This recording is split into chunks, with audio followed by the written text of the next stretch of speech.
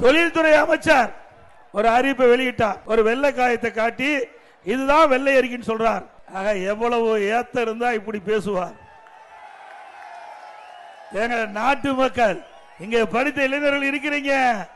நாட்டில் பல லட்சம் பேர் வேலை இல்லாம இருக்கிறாங்க.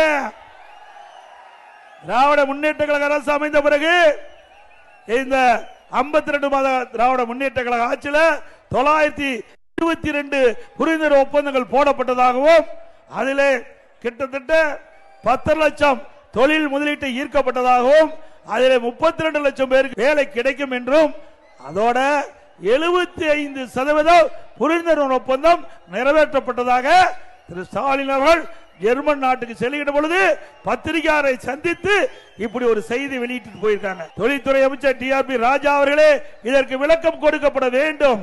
ஒரு முதலமைச்சர் இன்னைக்கு தொலைக்காட்சியிலே பேட்டி கொடுக்கின்ற பொழுது இந்த செய்தியை சொல்லிக்கிறார்.